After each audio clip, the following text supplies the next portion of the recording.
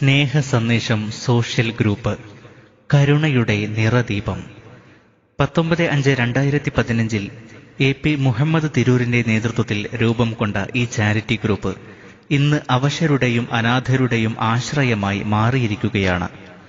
സ്വന്തം നാടും വീടും വിട്ട് മരുഭൂമിയിലെ മണലാരണ്യത്തിൽ ഉരുകിത്തീരുന്ന ഒരു കൂട്ടം പ്രവാസികളുടെ കരുണയുടെ തളിർനാമ്പുകളിൽ വിരിയുന്ന സഹായഹസ്തങ്ങൾ വീടിന്റെ 4 ചുമരുകളാൽ ബന്ധിക്കപ്പെട്ട നിസ്സഹായരായ സഹജീവികളിലേക്ക് എത്തിച്ചുകൊണ്ട് സ്നേഹസന്ദേശം സോഷ്യൽ ഗ്രൂപ്പ് അതിന്റെ പ്രയാണം തുടരുകയാണ്.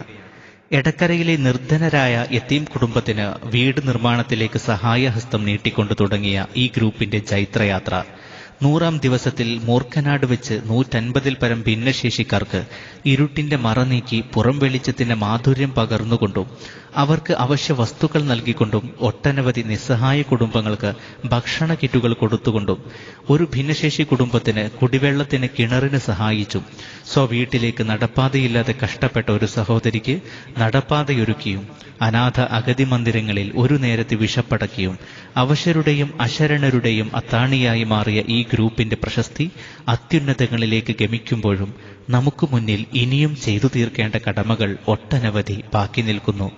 പ്രിയ സുഹൃത്തുക്കളെ, ഈ മഹൽ കർമ്മങ്ങളിൽ നിങ്ങളുടെ പങ്ക് നൽകിക്കൊണ്ട് പങ്കാളിയാകുവാൻ സവിനയം ക്ഷണിക്കുന്നു. താല്പര്യമുള്ളവർ please contact AP Muhammad Tirur +91 8593 978005.